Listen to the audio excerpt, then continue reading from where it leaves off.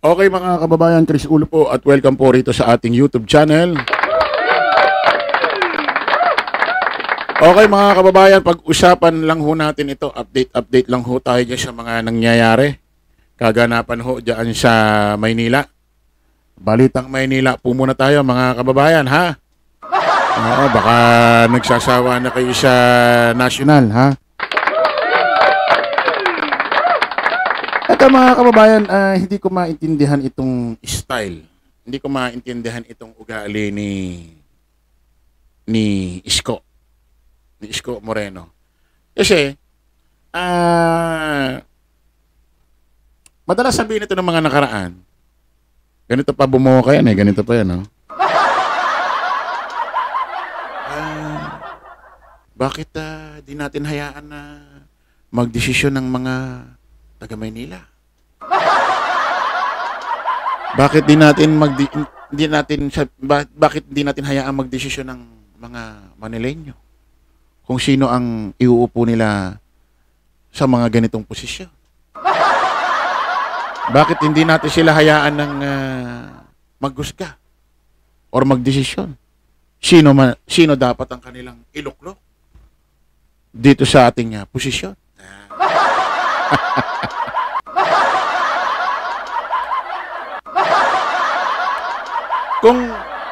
Kung pakikinggan mo 'yon, no? Kung di ka magpapabola, masarap pakinggan eh. 'Di ba ano? Masarap pakinggan sa tenga eh. Yung ganung boka eh. Ang tanong, yung ganung turo ba, ganung opinion, inuugali mo ba talaga, Isko Moreno? Sir? Ganyan bumuka, siyempre, alam mo naman, artista, mabuladas din, maboka rin eh. Ha? Kaya nga di ba may mga ganitong boka pa yan, no? Na, may ganito pang boka yan eh, na, ano ba yung sunding ko? Yung sinasabi ng tao. Kasi nag-ikot-ikot ako eh. Sabi, bumalik ka na. Bumalik ka na.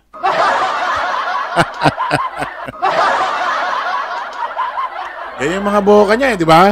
Oh.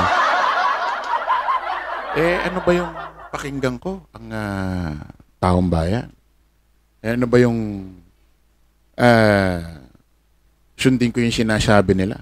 Kasi para magantihan ko naman ang aking utang na loob sa kanila dahil nung nakaraan sila ang nagluklok sa aking sila ang nagluklok sa aking pwesto. Ganun mga banat yan eh. Kung pakikinggan mo yung sinasabi niya, para bang ang dating, ang sinusunod niya, yung taong bayan kung anong panawagan. Sabi ko nga, tumakbo ka ng mayor ng 2019, unang term lang, umalis ka na, lumayas ka na, pagdating ng 2022, tumakbo ka na agad ng pagka-presidente. Okay, ba't ka nagdesisyon mag-presidente? Sinabi ba ng taong bayan na, iwan mo kami. Mag-presidente ka. Wala naman sinabi ka na ng taong bayan dyan sa Maynila. Bakit mo sila iniwan? Bakit ka nagdesisyon? Kung ayon sa iyong paliwanag, ang sinusunod mo, yung panawagan, kaya ka nagdidesisyon sa sarili mo. Ba't ka nagdesisyon nun? Nanawagan ba sila ng gano'n na iwan mo? Iwan mo sila? Iwan mo yung utang? At mag-presidente ka na? Meron ba? Di ba yung sinasabi niya, gano'n. Then, yung hayaan yung mag-desisyon ng taong bayan. Hayaan yung umusga. Kumator kung sino ang gusto nilang karapat-dapat umupo sa posisyon dito sa Maynila. Akala mo tunay, no? Akala mo talaga inuugali eh. Kasi alam nyo kung bakit. Alam nyo ba't nasasabi ko to? Ha? Pakinggan nyo itong panawagan niya, mga kababayan. Pakinggan nyo. Ano sabi niya rito?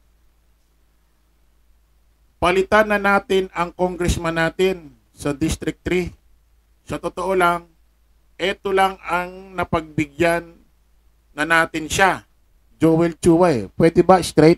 Apple Nieto? Ano ibig sabihin nun?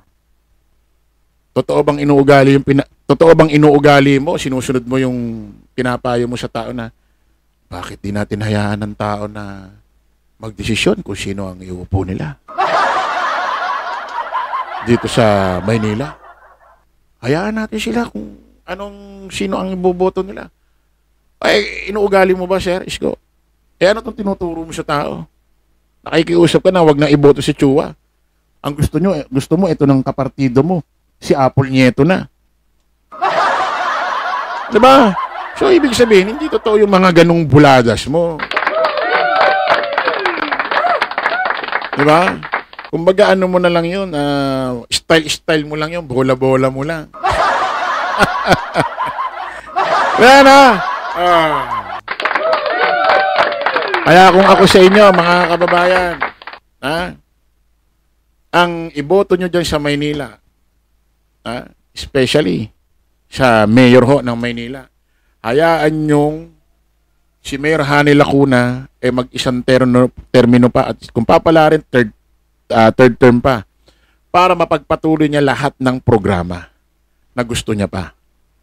Especially nabayaran na or na mga nabayaran na yung mga ibang utang na naiwan ng Isko administration. Ang piliin nyo yung hindi kayo iniiwan. Tuloy-tuloy ang serbisyo hanggang matapos yung termino. Yun ang piliin nyo. Mayor ho, Hani Lacuna. Maraming salamat po mga kababayan. Kita-kita ulit tayo sa panibagong live, panibagong vlog. Paalam po pa samantala ang inyong lingkod, Dos Chris Ulo. Lagi natin tatandaan, don't follow the majority, follow the right way. Maraming salamat. Kita-kits po tayo ulit. Bye-bye.